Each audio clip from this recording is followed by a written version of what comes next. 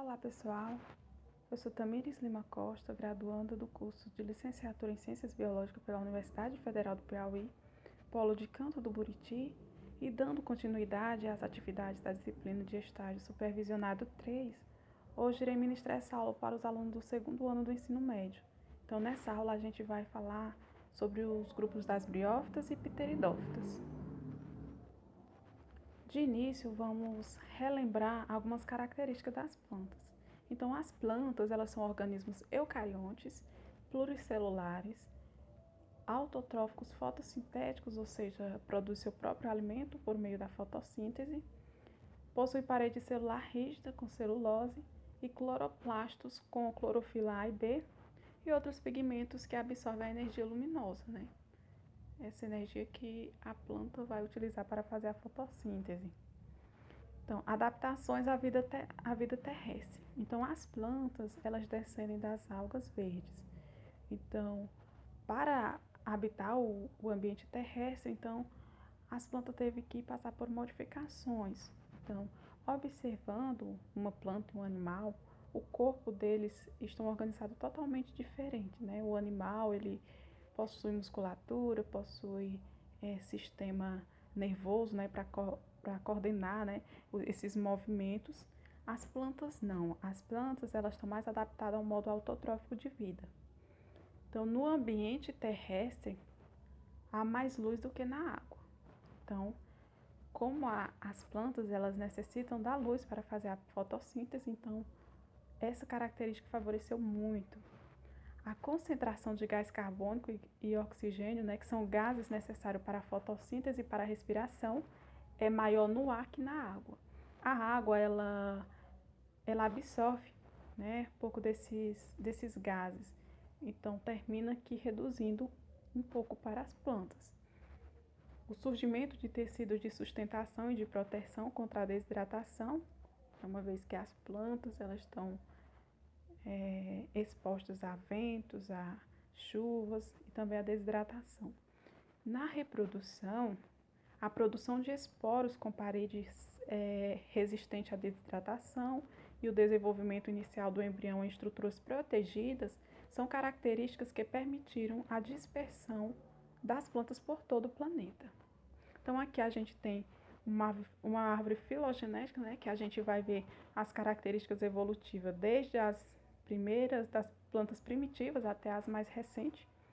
Então a gente tem um grupo ancestral, temos, né, o embrião pluricelular no interior de um gametângio, né, um embrião aí protegido dentro do gametângio feminino. Então aí originou as briófitas, né? Temos como exemplo os musgos. Outra característica foi o surgimento dos vasos condutores de seiva, né? Então, a partir dessas características deu origem às pteridófitas, né? Que são os grupos das samambaias, né? Como exemplo desse grupo aí temos as samambaias.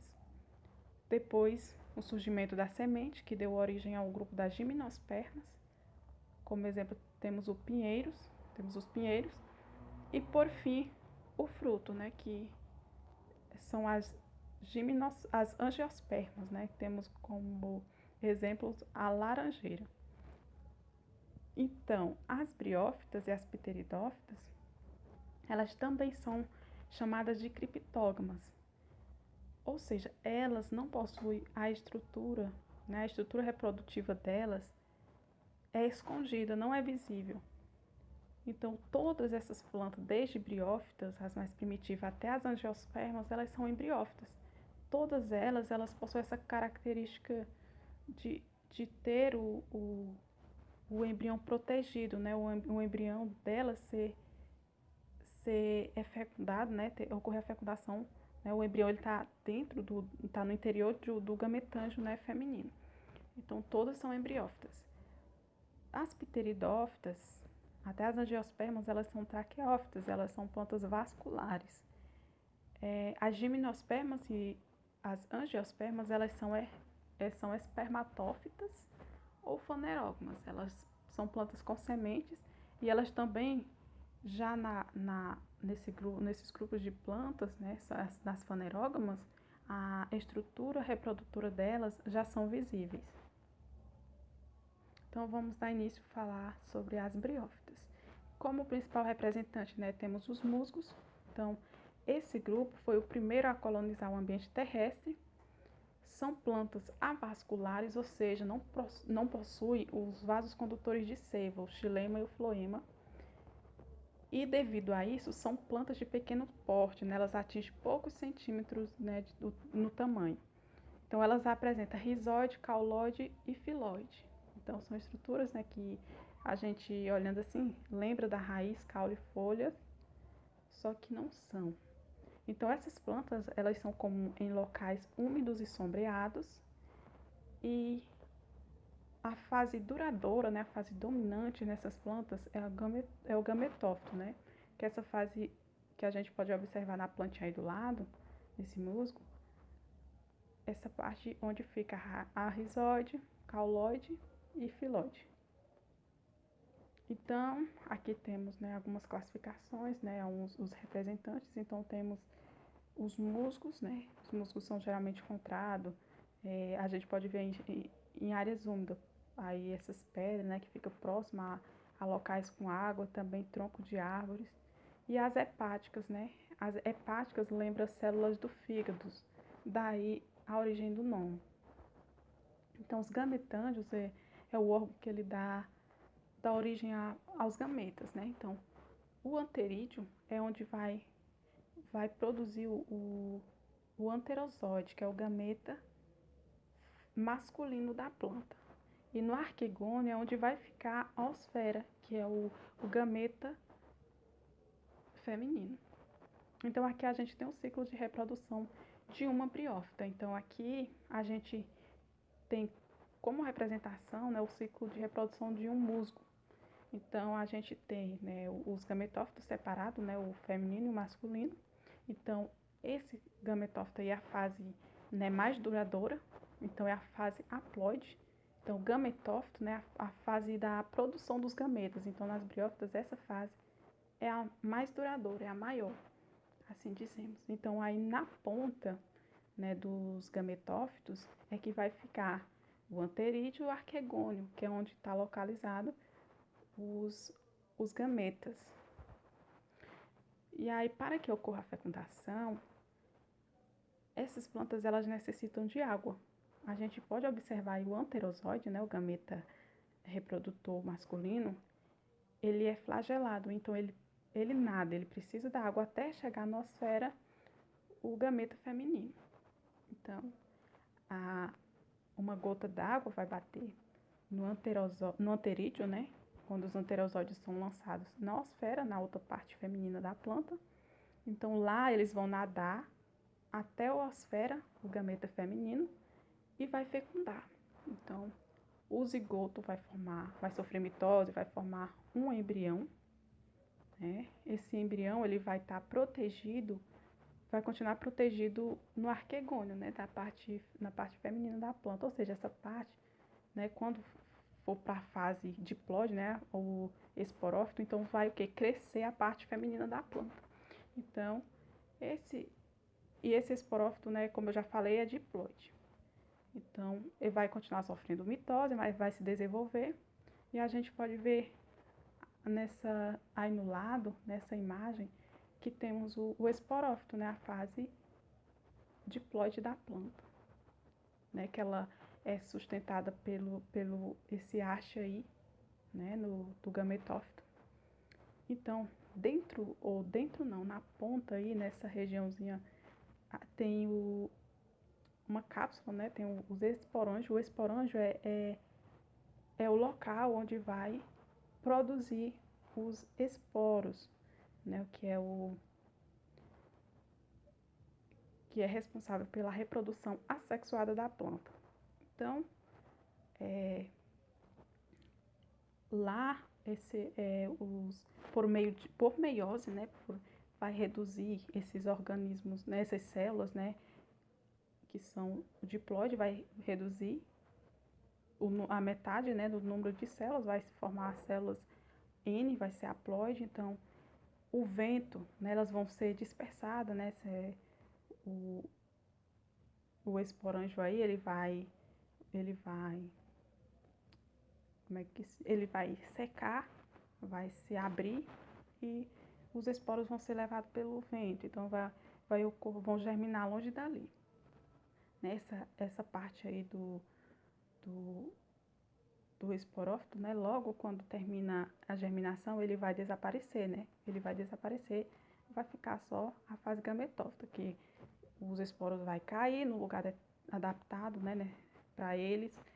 Aí ele vai germinar, vai sofrer mitose, vai formar filamentos de células, né, chamado de protonema.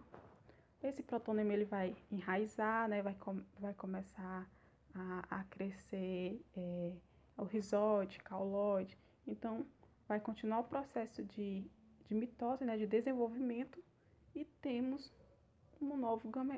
temos a nova fase de gametófitos, né?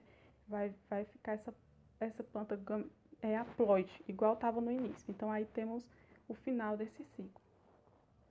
Então, agora vamos falar das pteridófitas.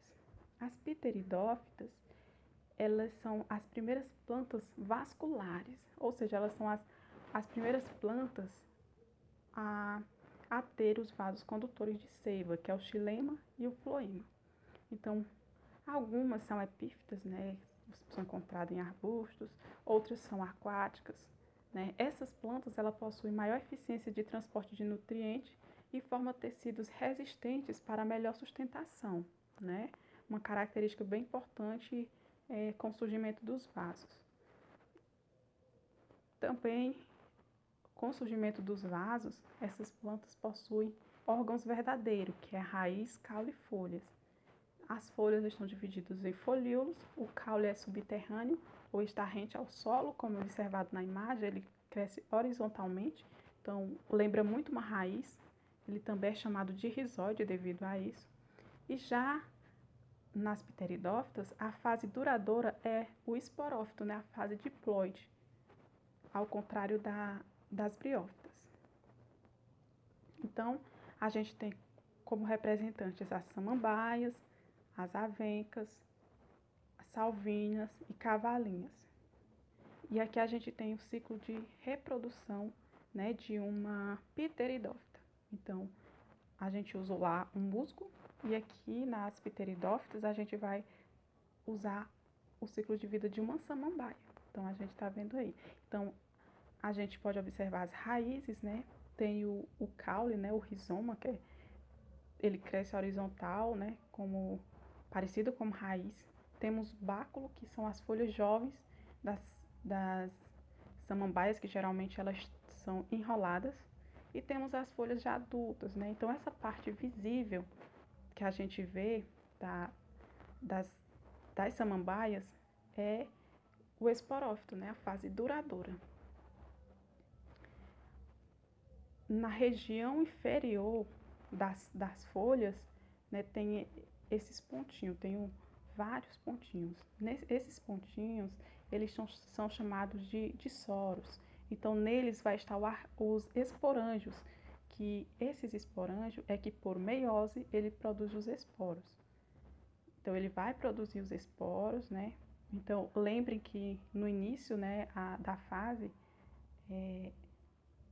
a fase é diploide, número total de cromossomos, e logo quando vai ocorrer a germinação, né, dos esporos, ele sofre meiose. Então, vai formar o gametófito, né, da origem ao gametófito, a fase sexuada da planta. E essa fase, ela é haploide, ou seja, o esporângio por meiose, ele produziu células haploide, né, os esporos, que deu origem ao prótalo, haploide, né? Então, no prótalo, que é essa região aí, a gente vai encontrar as células reprodutoras femininas e também as masculinas, né? Muitas a gente chama muito de hermafroditas, né? Por possuir os dois sexos. Então, para que o anterozote ele fecunde a oosfera, a gente vai precisar de água novamente, né? Porque ele nada. Então, ele vai nadar até a osfera, vai fecundar, então vai formar, né, esse zigoto. Então, esse zigoto ele vai sofrer mitoses, né, vai se desenvolver. Aí lembre-se, por ser a fecundação de duas células haploides, vai dar origem a um zigoto diploide. Então, quando vem formar o esporófito aí novamente, então já é o organismo diploide. Então vai passar por mitose novamente, vai se desenvolver, crescer e volta à fase, né, esporófita, né, que é a fase diploide da planta.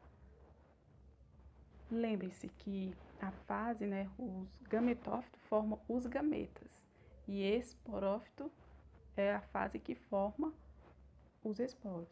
Então, para finalizar, temos duas questões aqui que está no livro de vocês. Então, tudo é basicamente do livro de vocês. Então, temos essa questão aqui. A uma pessoa que comprasse um vaso de samambaia em uma floricultura e pretendesse devolvê-lo por ter verificado a presença de pequenas estruturas escuras dispostas regularmente na face inferior das folhas, você diria que. Então, dá uma pausa, leia as alternativas, dá uma pausa, depois volta para conferir se vocês acertaram. Então, alternativa A. A planta, com certeza, estava sendo parasitada por um fungo. A letra B, alternativa B. A planta necessitava de adubação por mostrar sinais de deficiência nutricionais. Alternativa C. A planta tinha sido atacada por insetos. Alternativa D. As pequenas estruturas eram esporângios reunidos em soros, os quais aparecem normalmente durante o ciclo da planta. E a última alternativa, a planta se encontrava com deficiências de umidade, mostrando manchas necróticas nas folhas.